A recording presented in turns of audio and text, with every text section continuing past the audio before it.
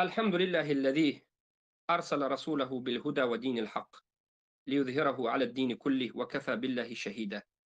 وأشهد أن لا إله إلا الله إيمانا به وتوحيدا، وأشهد أن محمدا عبده ورسوله صلى الله عليه وسلم تسليما مزيدا. أما بعد، السلام عليكم ورحمة الله وبركاته. برادران و خواهران عزیز، اهل توحید، اهلا و سهلا و بارک الله فیکم. بإذن الله سبحانه و تعالی این حلقه 11 از شناخت خوارج و کشف شبهات آنها است و ما تا به حال در بالای شناخت خوارج قدیم هستیم. برادران عزیز، خوارج قدیم را می توان به 3 منطقه تقسیم کرد یا به 4 منطقه تقسیم کرد. خوارج قدیم را به 4 منطقه تقسیم میکنه. خوارج قدیمی که محکمه گفته بودیم. محکمه یعنی همون خوارج های اوله که به حضرت علی خروج کرده بودند رضی الله عنه. خوارج هایی که حروری میگویند، نهروندی، یا همین ها را محکمه میگن. خوارج های اوله اینها در عراق بودند، عراقی ها، یا اینها را میگیم در همون سرزمین عراق. به انسان های مختلف که حضرت علی در نهروند اینها را همشون قتل عام کرد بجز اندک. ولی فتنه از همین بجز اندک از 4-5 نفر باز دوباره شروع شد. ازارقه و مکه آمدند، لیکن باز رفتند به انا همون عراق. اینها دومین فرقه، یعنی عادتا از عراق. سومین فرقه نجدت. خیلی که مختلف. نجدت در جزیره عرب، امروزه مملکت عربستان سعودی یک طرفش و در بعضی روایت عمان و غیره.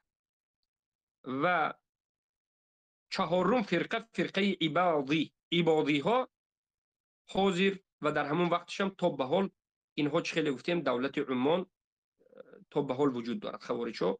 و در زمان قدیم انا همین عبادی ها در افریقا، مثلا مراکه میگیم، مغرب، مراکه، جزایر، خیلی هم این خوارج ها مشهور شده و حتی اینها دولت های خودم یک چند بار ساخته بودند. خوارج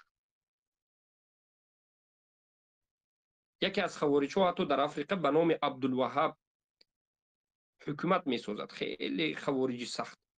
بعضی از جهلای اهل بدعت، قبوری های خوبسا، فرق بین شیخ الاسلام مجدد الدین محمد ابن عبدالوهاب رحمه الله رحمتا واسعه که نامشون محمد است، این شیخ الاسلام نامشون عبدالوهاب نیست، نامشون محمد است، پسری عبدالوهاب است.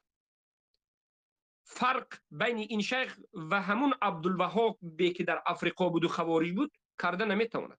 بعضی کتاب ها را میبینید که علمای اهل سنت عبدالوهاب خوارج گفته، همون افریقایی عبدالوهاب خوارج برازه دیگر. اینا فکر میکرد که شیخ عبدالوهاب را رد زده است، حالا که این شیخ عبدالوهاب نیست، نامشون محمد است، محمد ابن عبدالوهاب. اینم از جهل است. عبدالوهاب خوارج در افریقا معروف است، اما شیخ محمد ابن عبدالوهاب یکی از علمای اهل سنت و الجماعت، مجددین، ظاهر کننده توحید، نابود کننده و نیست کننده کفر و شرک از جزیره عرب که برای نصرت توحید لا اله الا الله خیلی خدمت کرده. الله رحمتشون بکنه. علمای نجد رو همشون را رحمت. اما بعد بالاخره در افریقا هم عبادیه ها بود که ما عقیده های اونها را گفتیم. اما ما تا به حال در بالای خوارج، آیا در سرزمین فارس، عجم که من و شما فارسی هستیم، آیا در سرزمین ما هم خوارج بود یا نبود؟ در همون زمان قدیم بود. خوارج های اوله را گفتیم عراقی ها را، خوارج های جزیره عرب گفتیم، نیم جزیره عرب، خوارج های افریقا را گفتیم. انکنون می آیم به بیان خوارج هایی که در همون زمان قدیم، خوارج های قدیم در سرزمین فارس بود. شما اگر سوال بکنید که چی فایده دارد از آموختن این خوارج ها که نام به نام محکمه، حروری، محکمه، ازاریقه، نجدات، ایباضی. نجدات به 5 قسم تقسیم می شود، ایباضی ها به 6 8 قسم تقسیم می شود. بعد از این انا همین خیل همه اینها رو آموختن و آمدن و به خوارج‌های در فارس بوده آموختن چی فایده دارد؟ فایده این است که اولا حقیقت خوارج‌های قدیم را می‌دانید. ثانیا خوارج‌های امروزه را به خوارج‌های قدیم قیاس میکنید که آیا امروزه خوارج‌ها اعتقادشان مثل خوارج قدیم است یا نیست. برای آنکه بسیاری ها میگن که امروزه خوارج ها دیگر خوارجند، یعنی در دیگر مسائل خوارجند، خوارج های پیشتر دیگر مسائل. سببش چی؟ سبب این که بسیاری کسانی بالای خوارج صحبت میکنند خوارج قدیم، فقط در بالای یک نمود خوارج صحبت میکنند. خوارجی که در زمان حضرت علی بودند، خوارج های محکمه، یا همین خوارج ها را حروری میگیم یا نهروندی. همون خوارج هایی که به حضرت علی خستند و قیام کردند، حضرت علی را تقربا الی الله به قتل رسانیدند، کشتند حضرت علی را به شهادت رساندند، گفتند الحمدلله به خاطر الله کشتیم، اجر گرفتیم. والعیاذ بالله.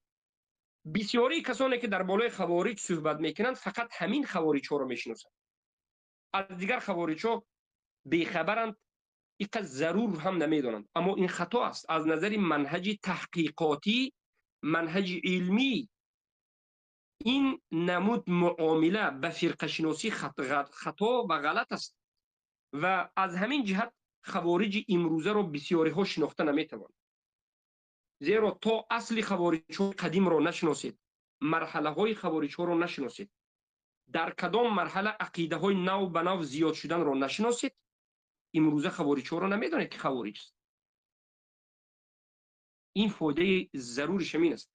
برای آن که هر یک مذهبی باطلی که در زمان سلف به وجود آمد، سرشویش خوارج مثلا، بعد از این مرجعه، رافضه، شیعه در زمان حضرت علی و غیره، اینها در یک حالت نایستادند، در یک دایره نایستادند، در یک مذهب معین نایستادند، بلکه اینها تطور کردند، یعنی تغییرات های گوناگون در درون این مذهب به وجود آمد. یگان مذهب نیست مگر اینکه تغییرات های گوناگون روز به روز، سال به سال. برای چی؟ برای اینکه هر مذهبی که در اساس بدعت است، او همیشه تغییر یافتن میگیرد، نو و جدید شدن میگیرد. اگر غلو باشد به مانند خوارج‌هایی که مذهبی بدعتی غلو کرده ها هستند، از جانب غلو قاعده منهج‌های نو به نو برآوردن گرفتند. جهمی ها، اینها جوفات، تفریطی ها، از نظر منهج نو به نو باز گمراهتر شدن گرفتند، تا اینکه کار جا به جا رسید که خوارج ها مسلمان ها را، فرزندهایش را کافر گفتند و به قتل رسانیدند. جهمی ها شیطان را هم مسلمان گفتند. یعنی هر دو جانب آهسته آهسته آهسته تطور، یعنی خیلی رفتن گرفت به پیش. برای همین ما خوارج ها را باید، البته سخت ما دقیق نامخته شدیم، ولی به طرز عمومی هر یک فرقه را به طرز ضروری، به طرزی که به ما همین قدرش کافی است آموخته شدیم و جای نکته های مهم را گفته شدیم که فلان عقیده خوارجی در فلان وقت به وجود آمد. زیرا که در زمان حضرت علی خوارج ها یگان عقیده معینی که مخصوص همچون مذهب باشد نداشت، اما به مرور زمان آهسته آهسته آهسته به بالای بدعت زم شدن گرفت، اضافه شدن گرفت. زیرا که هر بدعت سبب یک بدعت به وجود آید، یک سنت ترک می شود، یک سنت که ترک شد یک بدعت به وجود میاد. این دلالت میکرد که یک مذهبی که در اساس بدعت به وجود آمده، شب و روز بدعتش زیاد شدن میگیرد و گمراه شدن میگیرد. خودی الله در قرآن میگه وما يشاقق الرسول من بعد ما تبين له الهدى ويتبع غير سبيل المؤمنين نوليه ما تولى ونصليه جهنم وساءت مصيرا. بارك الله فيك. برای من آموختن خوارج های قدیم برای ما ضرورتش این است که ما امروزه خوارج ها را میدانیم که از کدام فرقه های خوارج اینها عقیده های خود را گرفتند و امروزه خوارج ها به کدام خوارج های قدیمه نزدیک هستند یا به همونها ربط دارند، یا کدام فرقه های خوارج را که دو سه خوارج های فرقشه یکته کردند و هر سه این خوارج ها عقیده گرفت و بعد از اینکه میشناسیم شک نمیکنیم که خوارج است. این عقیده های اولین بار در خوارج ها پیدا شده بود و امروزه هم خوارج ها پیدا میکرد. خیلی که ما در نجدت گفتیم، در محکمه گفتیم که اولین عقیده که نو اینها پیدا کردند، یک حاکم مسلمانی که یک حکم الله ترک میکند کافر گفتند. در اساس گناه کبیره تکفیر کردن با وجود آمد، در مسئله حکم غلو کرد. ما این به گپ زدیم. دومین قاعده جدید، عقیده جدید در نجدت به وجود آمد که اینها گفتند که هر کسی که از مردم عامه ما رو قبول میکند، طرفدار ما میشود، ظاهرا اینها باطنشون به ما معلوم نیست. این دلالت میکند که اینها کافرند، یعنی تا باطنشون رو نفهمیم کافرند و مسلمان های ظاهری را حکم قتل و حکم کفر دادند، یعنی تکفیر کردند. به مانند امروز خوارج میگن که این ظاهری مردم به اینابت گرفته نمی شود، بلکه اینها از سبب منتشر شدن کفر باطنشون کفر است، برای کافر است. خیلی که امروز این خوارج است. این اولین بار در کی پیدا شد؟ فرقه از فرقای نجدات پیدا شد. فهمیدید؟ حالا ما به آدابی، اولین احمقی، اولین این اون گفته بودیم از همون زمان پیامبر صلی الله علیه و آله ذوالخویسر سر. اما ما حالا درباره عقیده های اساس اعتقاد خوارجی که امروز هست صحبت میکنیم که از کجا است. اینها خود به خود پیدا نشد، اینها از خوارج‌های قدیم است. انا کنون امروز ما در بالای خوارج‌هایی که در فارس زمین، در عجم، در خراسان، در ایران زمین زندگی میکردند و یکی از بزرگترین خوارج‌ها، اساس خوارج‌ها، قوت‌دارترین خوارج‌ها بودند صحبت میکنیم و اعتقاد این خوارج‌ها در بین این مردم باقی مانده است. بعضی انسان‌ها قبوری است، لیکن بعضی اعتقادهای خوارجی دارند. برای چی؟ خود به خود نه، در این منطقه من شما هم خوارج‌ها بودند. یکی از همون خوارج‌ها اجاریدتو، العجاریدتو، خوارج‌هایی که در زمان قدیم در منطقه فارس، خراسان و این طرف بودند. اینها نسبت داده میشوند به یک مرد به نام عبدالکریم ابن عجرت که بارک الله فیکم از همین منطقه خراسان بود.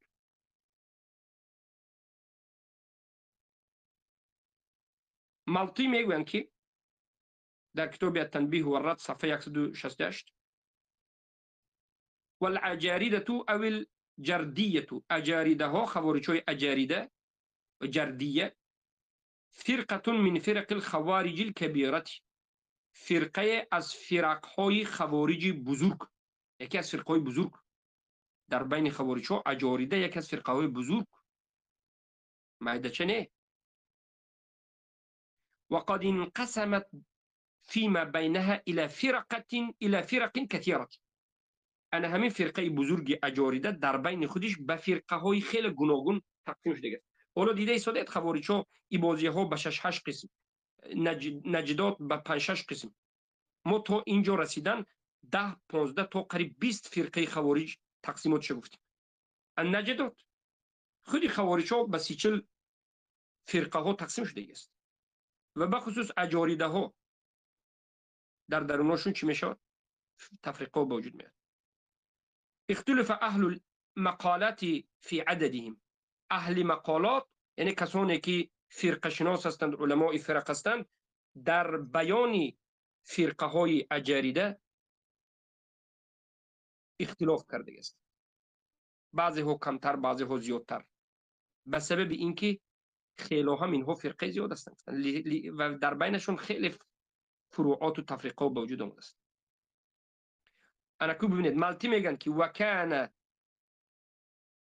وكان تجمعهم في منطقه خراسان، تجمع اینا، جایگاه اینا در منطقه خراسان بود، ایران نه،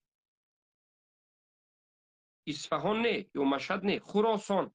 خراسان کبیر، شما میدونید خراسان کجاست؟ تاجیکستان، ازبکستان، ترکمنستان، امروزه افغانستان، اینها اینجا چیست؟ و نصف ایران، نصف زاید ایران تا جرجان اینجا مشهد و اینا هم خراسان است. انا همین منطقه شون جای اینها در کجا بود؟ همین خراسان بود. خوارج های قدیم خراسانی و هم اکثر الخوارج بها، و آنها اکثرین بسیارترین خوارج ها در خراسان بود. یعنی در خراسان فرقه های خوارج بود، لیکن بسیارترین اونها اجاریده بودند.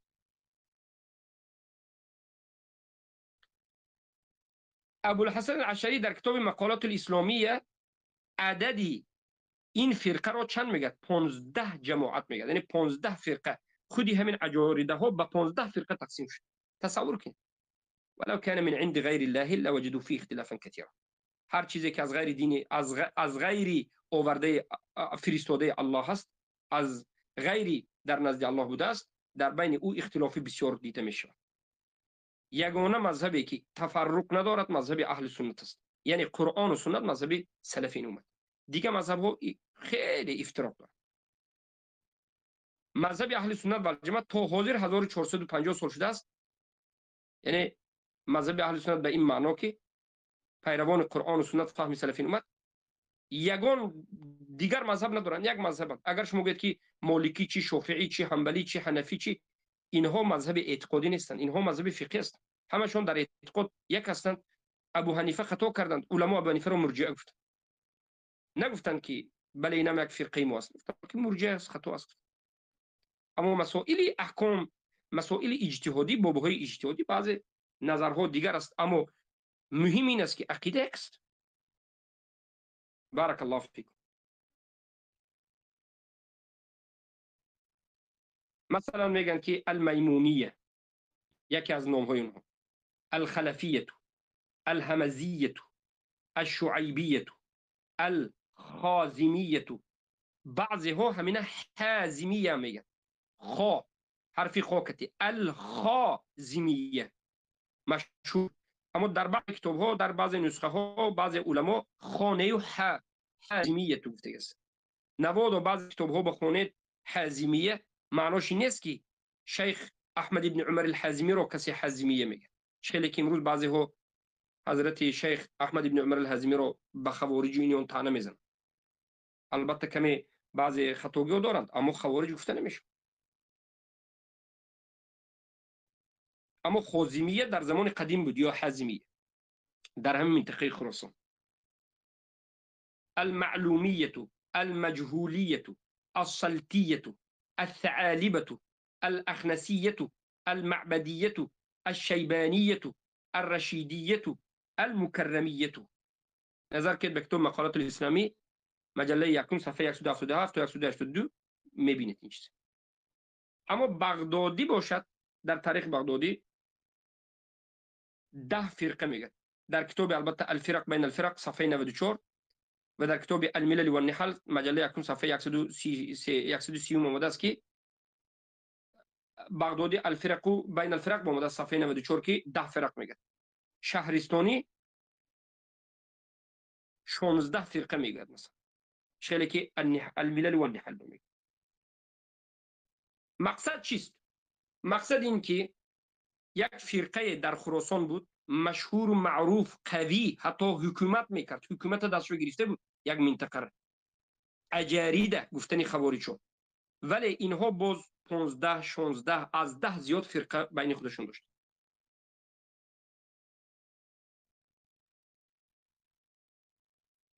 بارک الله فیک. حالا شما فهمید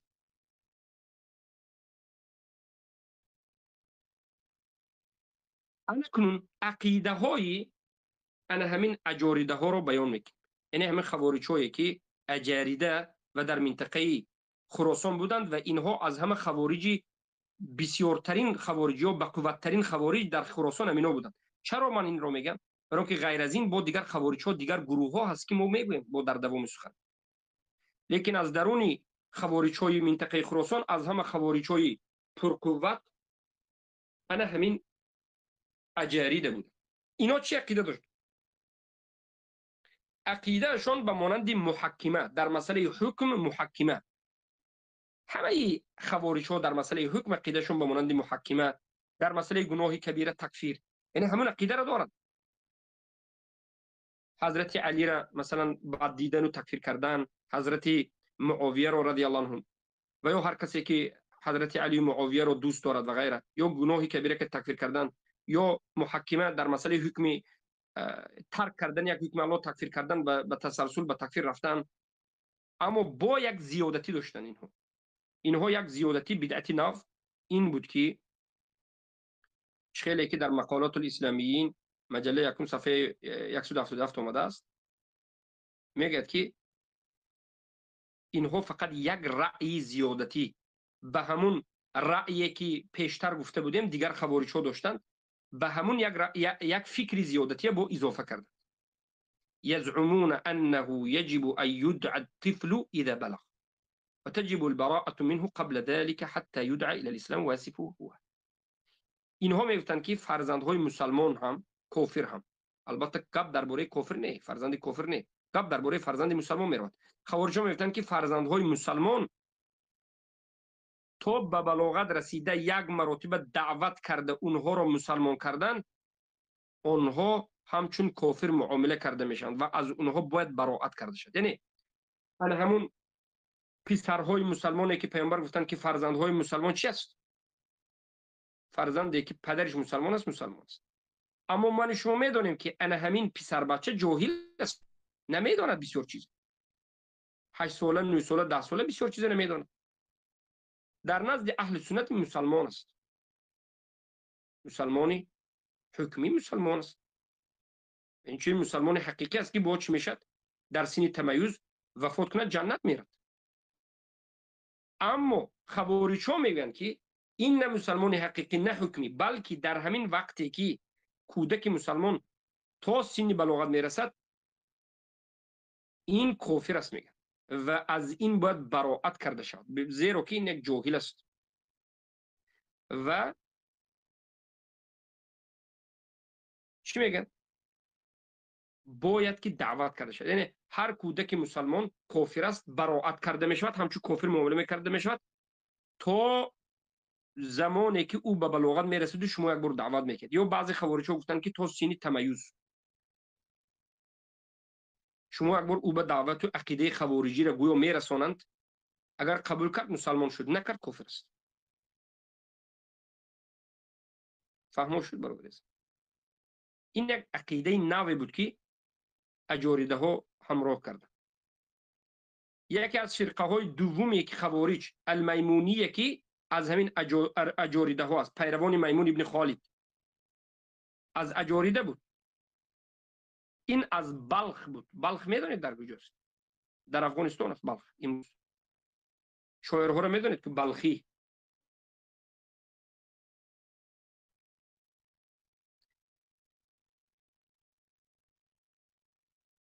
بارک الله فیکم.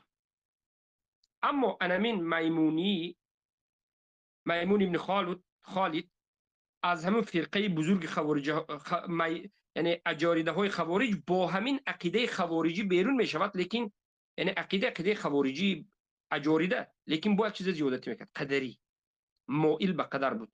یعنی الله والعیاذ بالله در نسبت الله همچنین اعتقاد میکرد که گویا الله همین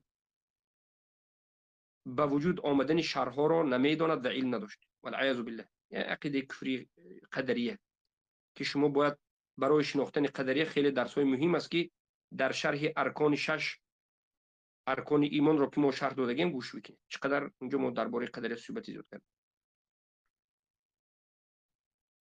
او میگفت که بان الخير العبد و شره من نفسه.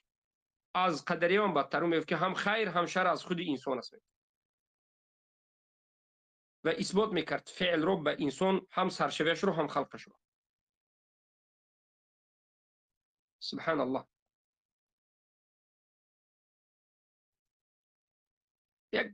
در این باب یک گمراهی بود.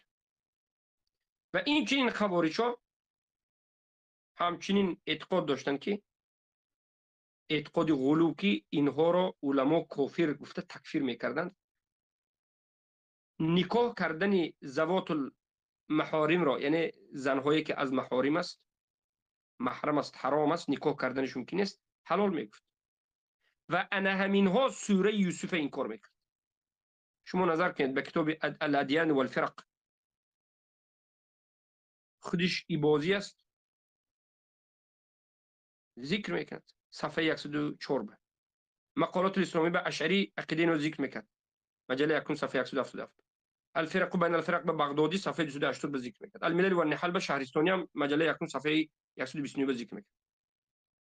انا اینها سوره یوسف علیه السلام که ما در قرآن یک نام یک سوره داریم یوسف، انا همین خوارج های غلات خراسانی این کار، اولین کسانی که این کار کرده است خوارج های خراسانی از منطقه من شما. و این غلات نکاح ذو الاحرام از خواهر و خاله و عمه و والعیاذ بالله دیگر از محرم ها را حلال میکنه. شبهات داره به سبب گمراهی و ضلالت و تاثیرهای اونها تا به حال موندگی است. فرقه دیگر از اجاریده خلفیتو که اشعری میگوید که در مقالات الاسلام مجله یکم صفحه 177 این صاحبانی همون مردی هستند که نومش رو خلف میگفت. خلف الخارجی و پیرو بودند. اینها خوارجی از کرمان بودند، کرمان و مکران، خیلی که شهرستانی میگه. الحمزیه اینها پیروان هستند که نسبت داده میشد به حمزه ابن اکرک او ادرک، سال 179 هجری در وقت خلافت هارون الرشید اینها به خراسان غلبه میکنند، سیجستان به غلبه میکند، مکران به غلبه میکند، کوهستان به غلبه میکند، کرمان به غلبه میکند. خیلی پیرو زیاد داشت. یعنی خراسان، سیجستان، مکران، کوهستان، کرمان، این منطقه ها در زیر دست خوارج بود. در زمان هارون الرشید این منطقه ها رو خوارج ها زده گرفته حکومت میکرد. خیلی پیرو زیاد داشت. خیلی جنگ های شدید به مسلمان ها کرده بود و بخصوص این چنین جنگ های شدید به دیگر فرقه های خوارج به خودشون کرده بود و به نهایت فساد بزرگی را در بین مسلمان ها به وجود آورده. خیلی هم خون را حلال کرده، مردم کشی میکرد و مردم از این فرقه را میترسید.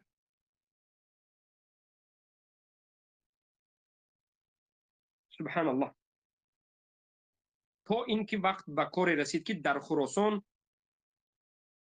انا همون خلافت هارون الرشید، در خراسان علی ابن عیسی ابن مادیان را برای لشکر کشیدن به ضد این خوارج ها راه بلد سردار میکنند، امیر میکنند و انا همین علی ابن عیسی ابن مادیان الله سبحانه و تعالی موفقشون میکنه، نصرتشون میده که این خوارج ها رو به بالاشون چی میشن، غالب میشن و این خوارج ها مغلوب میشن. بارک الله فیک. که اینها از خراسان فرار میکند سیجستان، از سیجستان فرار میکند به شعبه و بعد از این آهسته اینها حکومت خوارج ها از دست میتید، لیکن در منطقه خراسان، کرمان، کوهستان، سیجستان اما فکر و عقیده اینها باز باقی میماند. بارک الله فیک. انا همچنین حالت های اینجا یک مرتبه خوارج ها میغلطد، به دست اینها میغلطد و بالاخره خیلی مبارزه شدید در اینجا برفته است.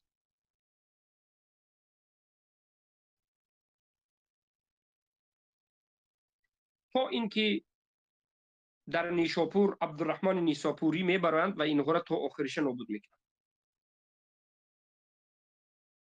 مالتی در از فرقه حمزیه میگه که یقولون بكل قول الحروریه، همین فرقه حمزیه که در خراسان بود خیلی قوی هم بود، همه سخنهای حروری را میگفتند. حروری همون فرقه که در زمان حضرت علی بود.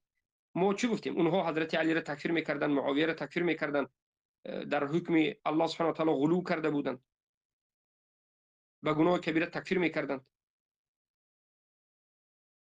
و اینها مال یگان کسی را که زنده هست حلال نمیگفتند، مال کشته اشون را حلال میگفتند. یعنی هر کسی را که کشتیم مالش حلال است میگفتند.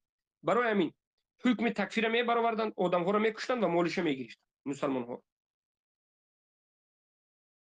خیلی که خیلی گفتیم ملتی میگه يقولون بكل قول الحرورية غير أنهم لا يستحلون أخذ مال أحد حتى يقتلوه. مالی هیچ کسی رو حلال گفته نمیگرفتن تا اینکه نکشند. اول میکشتن بعد میگفتن.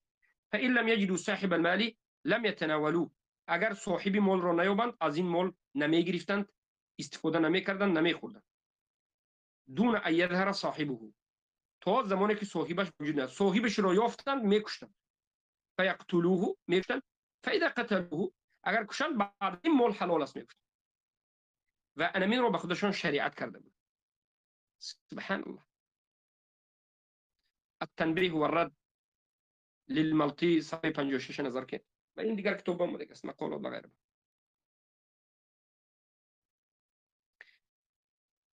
الدبیسی میگوید که فرقه دوم اجاریده ها، همین اجاریده هایی که گفتیم اساس است، از درون اینها 16 فرقه برآمد. فرقه دوم اجاریده ها حمزیه هست. میگه یجب تکفیرهم، واجب است تکفیر کردن انمین خوارج های انمین حمزیه، لانهم وافقوا المیمونیه، زیرا که اینها موافقت کردن به میمونیه ها. او فرقه کمی پیش گفتیم اول اجاریده، از درون اجاریده یکم کی پیدا شد؟ میمونیه، که اینها حرام الله حلال کردن.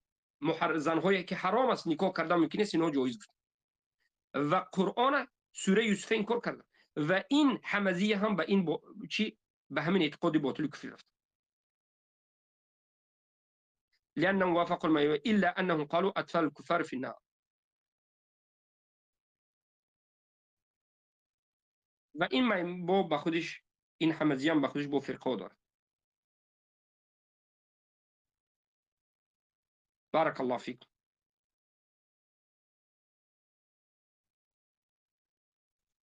سبحان الله. دیدید شعیبیه گفتنی با فرقه دیگر از زیر اجاریده، یک فرقه مایده است که نسبت داده میشد به شعیب ابن محمد. یکی از فرقچه های مایده از درون اجاریده ها بود، ولی اینها قدری می شود، به کفری دیگر می دارد. خیلی گفتیم خازمیه، خازمیه. این رو اشعری در کتاب مقالات خازمیه به حرف خا گفته. و این چنین بغدادی در فرق خازمیه گفته. اما شهرستانی یکی از علمای فرق اینها را حازمیه به ها گفته. حازمیه. اینها پیروان حازم ابن علی هست.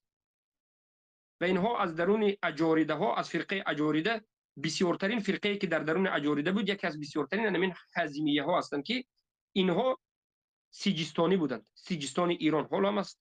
ایران، در ایران سیجستان است. در باب اعتقاد به مانند خوارج ها بودند، اما قدری نبودند. خیلی گفتیم قدریه های، معذرت خواهی میکنم، خوارج هایی که در فارسی زمان، در فارس زمین، در عجم، در منطقه فارس بودند، خراسان و سیجستان و اینو، این خوارج ها اکثرشون به قدریه رفته، هم از جانب تکفیر و ایمان خوارج بودند، از جانب باب تقدیر قضا و قدر اینها قدری بودند. فهمیده؟ هم غلو کرده از این طرف، از این طرف قدری بود. اما انا همین حازمیه ها قدری نبودند. عقیدهشون مثل همون عقیده خوارجی است، اما قدری نبودند. در باب قضا و قدر مثل اهل سنت والجماعت. بارك الله فيكم. و انا همچنین عقیده های کمی نازکی داشت. الله موالات میکند به بندش به سبب، یعنی بعد از مرگش. یعنی معناش این که یک انسان امروز مسلمان باشد، الله، یک انسان امروز مسلمان باشد ولی الله میداند که این فلان روز کافر شده و کافر میمیرد، الله به او موالات نمیکند در وقت مسلمانش میگن. این یک عقیده باطل اشعری ها هم هست. اشعری هم میگه که خوب است، مثلا میگه همون مشرکایی که در زمان جاهلیت مشرک بودند ولی الله میدونست که اینها مسلمان میشند و صحابه میشوند، در حالت مشرک بودنشون الله اونها را دوست میداشت. اما همون کسانی که مسلمان بودند اما الله میداند که بعد از یک مدت گشته کافر میشدند، الله در حالت مسلمان بودنشون هم اونها را همچون کافر بد دید میگفت. این عقیده اشاعره است که این البته باطل است، عقیده باطل است. اعوذ بالله. پس بعد از این عقیده معلومیه که تو مجهولی است، ما چه خیلی گفتیم، یعنی فرقه هفتم و هشتم از اجاریده ها در منطقه فارسمون، هر دو این فرقه از درون همین حازمی است، یکی جدا شده به خودش با فرقه جدا به وجود میاد و اینها هم دیگرش تکفیر میکنند. در شناخت الله سبحانه و تعالی خوب دقت بدید، در باب اسما و صفات، در باب اسما و صفات معلومیه یک گپ میگفت، مجهولیه یک گپ میگفت.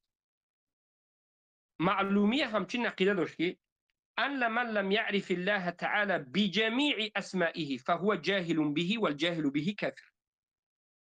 ما عقیده اهل سنت میگه، من بسیار وقت میگم که در بسیار مسئله ها بین اهل سنت و بین اهل خوارج بسیار طالب علم ها حتی فرق گذاشته نمیتواند، از سبب اینکه این مسئله علم میخواد، فرق نازک است.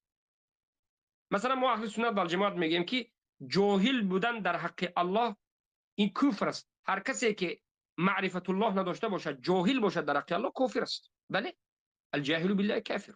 امام ابو حنیفه میگن، ابو حنیفه میگن که رحم الله الجهل بالله کفر قبل الرساله و بعده. جاهل بودن در حق الله کفر است، پیش رسالت یا بعد رسالت. خوارج‌ها به همین سخن کمتر زیادتی آوردن، گفتن که هر کسی که الله سبحانه و تعالی را به جمیع اسما و صفاتش نشناسد، به جمیع اسماش نشناسد، به جمیع نامهایش نشناسد، این جاهل است. یعنی هر کسی که الله را به تمام نامهای الله، صفاتهای الله نشناسد، پس این در حق الله جاهل مونده است، الله حالی نمیشناسد. هر کسی که الله نشناسد کافر است. انا این جاش که والجاهل بی کافر، هر کسی که الله نشناسد کافر است، این سخن اهل سنت است. لیکن کدام آدم جاهل گفته میشد و کدام آدم جاهل گفته نمیشد؟ خوارج‌ها میگن که هر کسی که اسماء الله همش نداند، معناهاش نداند، صفاتهاش نداند، کافر است. این خوارج‌ها عقیده‌اش است. اما اهل سنت و جماعت اسما و صفات رو به دو قسم تقسیم می‌کنند. صفات‌هایی که از این اسما گرفته میشد که اصل دین است، آدم نداند، کافر میشه. علم الله، قدرت الله، حیات الله و غیره. و یا صفات‌های خیلی بزرگی که به مانند در بالا بودن الله و غیره. و این چنین صفات‌های خیلی نازک‌های هست از مسائل خبری که به بسیار آدم‌ها، شاید بسیار آدم‌ها به این چیز نرسیده و نفهمیده باشه، کافر نمیشه. اما گناهگار است، درجهش پست است، اما فهمیده، دیده، دانسته این کار کنه، بعد کافر میشه. فهمیدید؟ اما خوارج اونجا غلو کرد، کسی که گفتن تمام نام‌ها و صفات الله نداره، کافر است. اینها کی بودند؟ این عقیده معلومی است، معلومیه ها این سخن گفتن. اما مجهولیه ها چی گفتند؟ من عرف الله ببعض اسمائه فقد عرفه. هر کسی که الله به بعضی از نام‌هاش شناسد، به تحقیق شناسد است. معلومیه ها مجهولیه را تکفیر کردن، مجهولیه ها معلومیه را، و هر دو اینها یک تشدند و اهل سنت تکفیر کردن. نظر كده بكتب مقالات الإسلامية الشرعية مجلة يكون صفحة 111 الفرق بين الفرق للبغدادي صفحة 94 95 ساعة الملل والنحل شهرستاني مجلة يكون 133 رسالة الدبيسي صفحة 29 زیاد است. فهمید عقیده اینها را؟ همه این عقیده ها در منطقه من و شما در خراسان به وجود آمده است. از سلطیه، این هم از درون فرقه چی است؟ از درون فرقه اجاریده. سلطیه از درون فرقه اجارید است. بارك الله فيكم. مالتي میگوید که الفرقه التاسعه صلیدیه میگه، سلطیه نیو صلیدیه میگه، من الحمزیه، فرقه نهم اجاریده از سلطیه است که اینم از یک از فرقه حمزیه است. همه سخنهای حروری اوله، همه سخنهای خوارج اوله را میگفتند، همه اعتقاد حمزیه ها میگفتند، میکشتند، خون مال مسلمانان حلال میکردند. از همه بدترین خوارج ها، نجسترین خوارج ها، از همه زیادترین فاسد کننده خوارج ها انمین سلطیه هست میگن، یا که الصلیدیه میگفتن. و اینها در سیجستان و گرد اطراف سیجستان زندگی میکردن، فورس و غیره. نظر که به کتاب تنبیه و الرب صفحه 57، مقالات اسلامی نشری مجله یکم صفحه 179، بغدادی صفحه 29، الملل و النحل و غیره. کتاب ها زیاد، یعنی همه شما دیگه. دهمین فرقه اجاریده به اینها الثعالبه بودن. بارک الله فیکم. اینها هم عقیده های خاص خود داشتن.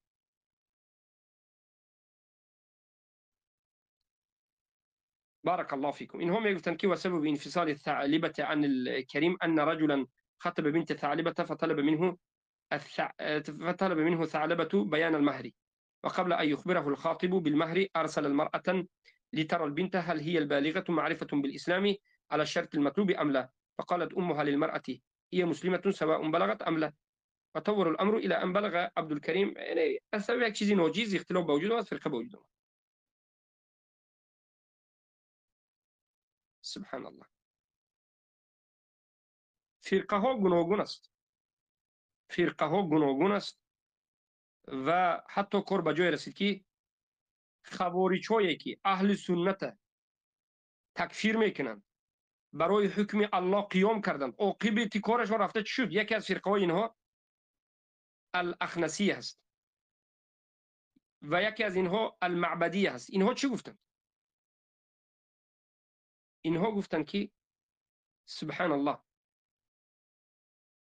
جایز است زنهای مسلمات را به مشرکه ها دادند و این چنین جایز است که یعنی جوز تزویج المسلمات من المشرکین.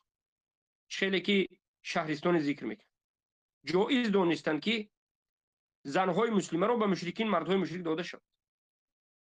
کسانی که به خاطر گویا این کار کفر خسته بودن اخرنده عاقبت ببینید. خیلی که امروز خوارج ها رو میبینید در حیرت میمونید. از یک طرف اهل سنت و جماعت تکفیر کرده روان است، از طرف دیگر به کافرها سلام دادن جایز میداند، ملحد گرفتنش هم جایز میداند، دختر مسلمان کافر به دادن هم جایز میداند، سلام علیک کردن مسلمانی هم جایز میداند، کشته کفار هم هیچ وقت مهم نیست. میگه این چیز عادی است. میگه در نزد خوارج ها مهم فقط اهل سنت تکفیر کردن است، منهجو. انا میگم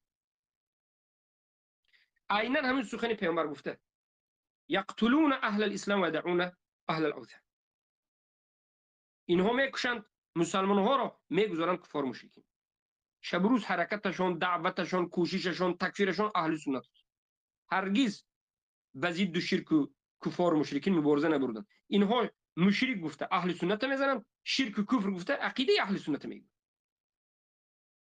به مانند جهمی ها از جانب دیگری. الله المستعان. یا شیبانیه که این نسبت داده میشد به شیبان ابن سلمه که اینها هم باز عقیده های خود داشت. پس عقیده رشیدیه، عشریه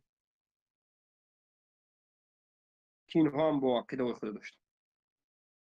15 عقیده ثعالبه از اجاریده ها المکرمیه که به مکرم ابن عبدالله العجلی نسبت داده میشد که شهرستانی میگد که من عجلی. انا همچین عقیده ها رو داشت. برای اینکه ما امروز با پرگی از خوارج ها مختصرا به پایان رسانیم، خوارج های فارس اجاریده کاملا به شما فهمیده شد و عقیده‌اش فهمیده شد. بله چی نویگری ها آورده. حالا میگذاریم به بیهسیه. خب بگم ششمین فرقه یا که یکی از بزرگترین فرقه، ما گفتیم محکمه، ازارقه، نجدات، اباضیه، بعد از این اجاریده و ششمینش البیهسیه. البیهسیه ششمین فرقه، یکی از فرقه های رئیسی خوارج، یکی از فرقه های بزرگ خوارج که نسبت داده میشد به ابی بیهس.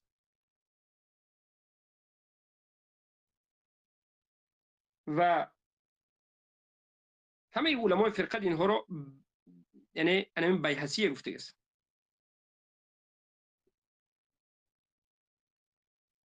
این چیزهای نو به وجود میاد در خلافت ولید ابن عبدالملک میاد.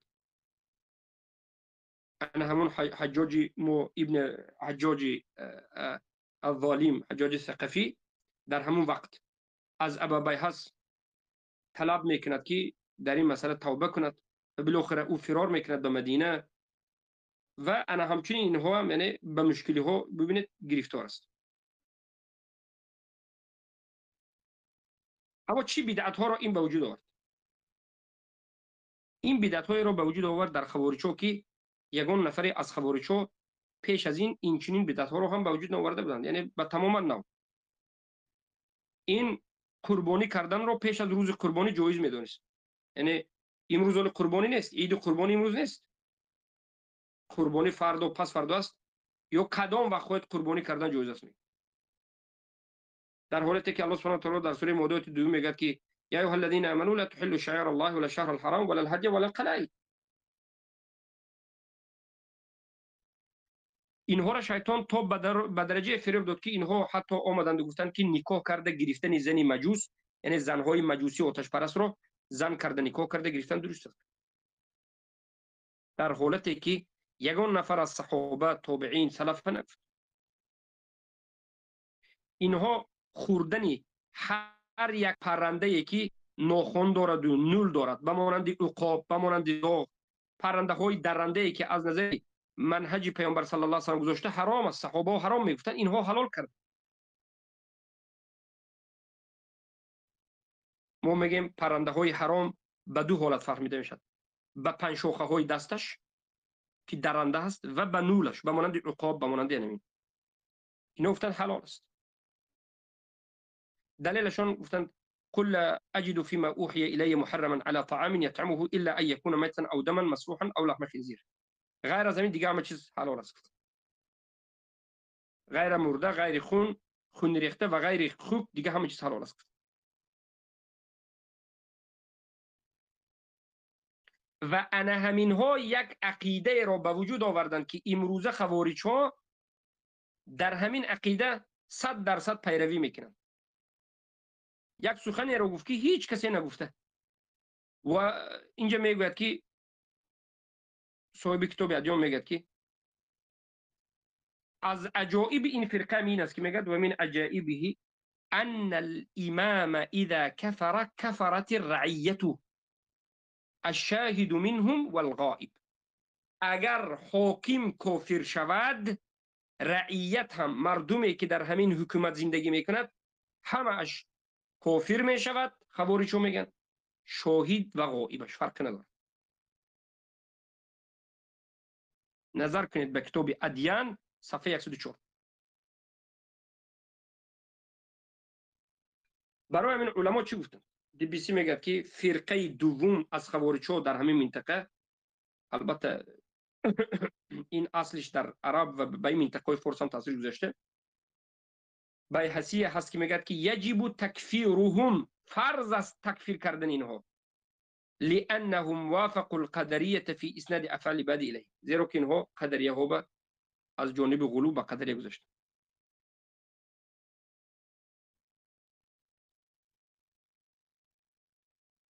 اشعری هم، شهرستانی هم، بغدادی هم و صاحب کتاب ادیان هم، ملتی هم، همه میگن که این فرقه البیهسیه خودش علاهیده یک فرقه مستقل است، در زیر یگان فرقه نه. برای این علاهیده ذکر، این در درون اجاریده نه. این 15 اومده شده اجاریده های گفته آمدیم، هر یک عقیده اجاریده را گفتیم که چی نویگری آورد. بیهسیه خودش علاهیده است، اجاریده نیست، یک فرقه رئیسی است. انا کو فهمیدید که اولین بار کسانی که این سخن را به وجود آوردن که اگر حاکم کافر شود مردم هم کافر است، هر کسی که در دارالکفر است کافر است، زیرا که حکومت کافر است، از ان همین البیهسیه به وجود آمد. پس این دلالت میکرد که برادر عزیزم، امروزه خوارج ها عقیده هاشون از همه فرقه ها گرفته شده، هم محکمه را دارد، هم نجدیه را دارد، ازاریقه را هم دارد، از ایبازیه هم دارد و ما آمدیم دیدیم که از اجاریده هم دارد. و این چنین از بیهسی هم دارد، از همش یک تا دوتا عقیده ها دارد. بارک الله فیکم. از این جد ما میگیم که آموختن اینها خیلی ضرور است. اما آخرین فرقه رو میگم، بعد از همین فرقه های قدیمه رو به پایان میرسیم. هفتمین فرقه، بزرگترین یکی از فرقه های خاصی رئیسیه خوارج، از صوفریتو. صوفریه پیش از این بیهسیه گفتیم، پیش از این عجاریده، پیش از این در حقوق گذاشته ایبازیه، نجیدات، ازاریقه، محکمه. این فرقه رو نسبت میتین، این فرقه خوارج رو نسبت میتین به زید ابن اصفر. نظر که به کتاب اشعری، بغدادی، شهرستانی، صاحب کتاب ادیان، همشون هم به نسبت میتین. مقالات صفحه مجله یکم صفحه 182، فرق بین الفرق صفحه 90، ملل و نحل مجله یکم صفحه 137، الادیان خود ایبازی مجهولی یکی از خوارج خودش وقتی که خوارج رو می‌نویسه صفحه 104 به نظر می‌نویسه ایبازی مجهوله. شهرستانی این رو به اسم السفریه الزیادیه میگه. بارک الله فیک. یعنی اینو همین است. اما ملتی باشد کمی درباره سفریه صحبت میکرد، میگه از سفریه هم اصحاب المهلب بن ابي سفره خرجوا على الحجاج مع يزيد بن المهلب فقاتلوا الحجاج ولم يؤذوا الناس ولا كفروا المله.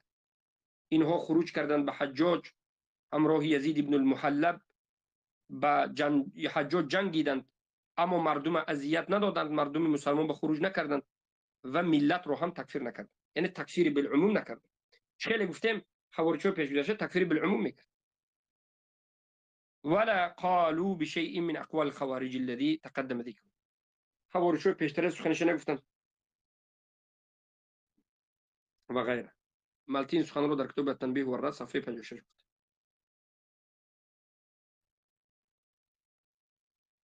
اینها دولت داشت، این خوارج ها تو دولت داشت در افریقا، در مغرب. بارک الله فیک. یعنی منتشر شده بود عقیدهشون و غیره.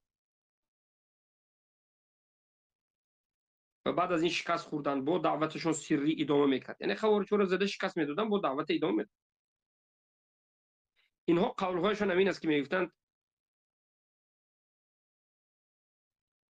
من میگفتند این من تلفظ بقول و هو يريد به خلافه في قرارة نفسه فإنه يكفر.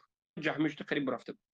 هر کسی که یک سخنی را گوید ولیکن به داخلش دیگه چیز اراده کنه و زبانش که دیگه گوید، مخصوص قصد کرده باشدن، کفر نمیشه. در حالتی که خوارج های گذشته دیگر چیز میگفت. بارک الله فیک.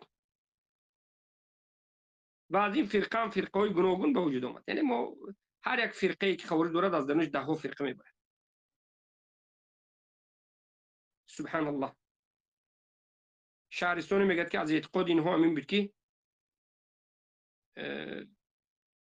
از اصحاب مقالات هایی که اینو داشتند، یکی از این فرقه هایی که به امنا بود حسینیه گفته میشد و غیره. و بعد از این البدعیه، جعدیه، تغلیبیه، عذریه، اینها عقیده های با خودشون داشتند که خودشون قطعا جنتی میگفتند و دیگرها را تکفیر میکردند.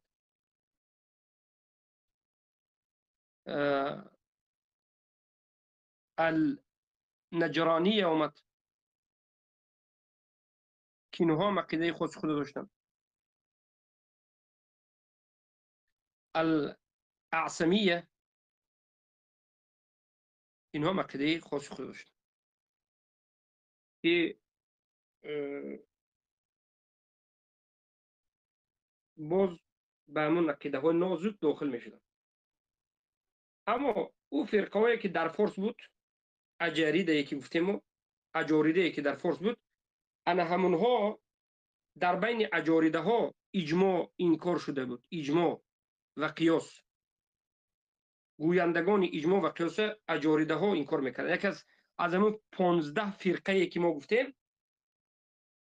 اجاریده هایی که در منطقه خراسان بود، در بین فارسی زبان ها بود، خیلی فتنه های سخت وزمین رو در بین خوارج هم در همین خراسان به وجود آوردن. اجاریده ها گفتیم، عقیده های همیشه گفتیم، لیکن انا همین ها بودن که اجماع را انکار میکردن. فهمیدید؟ اجماع و قیاس که در باب مثلا فروعات درست است و اجماع این یک مسئله معروف و مشهور بود در زمان سلف که حجت است. خوارج ها اجماع را دلیل نیست میگفتند و قیاس را انکار میکردند. الله المستعان. که امروزه خوارج ها را که ببینید، قیاس بکنید، عیناً امروزه خوارج ها به وجود آمدنشون، شکل گرفتنشون از همین خوارج های قدیم است. این خوارج های امروزه هیچ خود به خود پیدا نشدند. همون اعتقادهای خوارج قدیم باز دارد کم کم کم کم دور میزند و بالاخره انکار اجماع، انکار قیاس و تکفیر کردن به خاطر اجماع، تکفیر کردن علما به خاطر قیاس، تکفیر بالعموم، تکفیر اگر حاکم کافر شود مردم کافر می شود، تکفیر بالتسلسل. و این چنین بارک الله فیکم، کسی که ظاهرا خوارج های نجداد گفتن، کسی که ظاهرا ما را اطاعت کند و قبول کند، این از ترس ما است، اینها باید کشته شود زیرا که باطنا کافر است گفتن، یعنی حکم به ظاهر نکردن. و چقدری دیگر مسائل هایی که امروزه خوارج ها میگویند همیشه از خوارج های قدیم است، لیکن از خوارج های گوناگون است، از خوارج های گوناگون است. خیلی گفتم فراموش نکنید که اجماع رو که این کار کرده است، قیاس اجماع و کسایی که این سخن میگن تکفیر میکردن همین اجاریده ها، یکی از فرقه های همین ها اجاریده ها. و کسی که کافر باشد، حاکم کافر شود مردم هم کافر میشد، بی‌حسیه به وجود میاد. حاکم کافر شود مردم هم کافر میشود. سخن های امروز خوارج بی‌حسیه ها افتاده است. کلی خوارج ها قبول میکنه. انا این بود خوارج های قدیم و با همین ما تمام فرقه های خوارج را آموختیم که حروریه، نهروندیه، محکمه، اینها یک خوارج های اوله. بعد از این ازارقه، بعد از این نجدات، بعد از این اباضیه، بعد از این اجاریده، بیحسیه و سفریه. همه اینها در زیرش 5 تا 6 تا و از همه بسیارترینش که به تفریقه گرفتار سخت شده، اجاریده ها 15 فرقه در منطقه خراسان. و همه اینها هر در دور زمان خود عقیده های خود با زیاد کردند، غلوشون با زیاد کردند. بعضی ها حتی به جهمی رفتند و غیره. بارک الله فیکم. با همین ما فرقه خوارج را به پایان رساندیم و در حلقه آینده باذن الله به شما یک نظر سخنهای پیامبر را که ما در اولهای حلقه گفتیم حدیث ها آموختیم، از این حدیث ها فایده میگیریم که از همه حدیث هایی که پیامبر صلی الله علیه و سلم در بالای خوارج ها نسبت خوارج ها گفتن، چند صفت های خوارج میبراید و چی پیامبر صلی الله علیه و سلم نسبت اینها سخنهای کردند، یک عمومی میگوییم و بعد از این به خوارج الجدود داخل میشه. خوارج های جدودی که حالا شما قسما فهمیدید، خوارج های جدید امروزه و زمان ما هم از خوارج قدیم هیچ فرقی ندارند. فقط فرق خوارج امروزه از خوارج قدیمه این است که امروز خوارج ها پراکندند، امروز خوارج ها رئیس ندارند، حکومت ندارند. ولی یک چیز دیگر هم این است که امروزه خوارج ها عقیدهشون را از همه خوارج های گذشته جمع کرده گرفته است. هم عقیده محکمه، هم عقیده ازارقه در بعضی حالات غلو و آدم کشیش، و هم از عقیده تکفیر کردن یا بگیم ظاهری مردم را به اینابت نگرفتن که از اجاریده از نجدات پیدا شد. تکفیر کردن مردم به خاطر در دارالکفر بودن که از اجاریده پیدا شد. یا تکفیر حاکمی که حاکم شد و این که از بی‌حسیه، لیکن انکار اجماع قیاس و هر کسی که این قیاس قبول کند، اجماع را قبول کند، کافر گفتن از اجاریده های خراسانی پیدا شد. این فرقه ها اگرچه در این منطقه ها همش همچون فرقه نابود شد، همچون حکومت نابود شد، حالا یگانه حکومتی که حکومت خارجی امروز به همون اعتقادش وجود دارد در عمان است، اما این اعتقاد در بین مردم عامه وجود دارد. بعضی مردم ها سخنهای خوارجی رو میگویند، شما فکر نکرد که این خود به خود به فکر او آمد. این چیز در بین مردم وجود دارد. برای همین ما الحمدلله که وقتی که اینها رو میآموزیم، آموختن خوارج قدیم برای ما فایده میرساند که خوارج جدید را هم بیاموزیم و چگونه به اونها روبرو شویم، چگونه به اونها رد زنیم و اعتقاد باطل اونها را چگونه انکار و کشف شبهات اونها را بگیم. این درس های ما اگر نظر بکید از 3-4 مرحله عبارت بوده است. شناخت خوارج قدیم یک مرحله، شناخت خوارج جدید یک مرحله، دوم مرحله، سوم مرحله درس ما کشف شبهات اونها است. دلیل های خوارج جدید را گفته رد زدن است. بارك الله فيك. سبحانك اللهم بحمدك أشهد أن لا إله إلا أنت أستغفرك وأتوب إليك.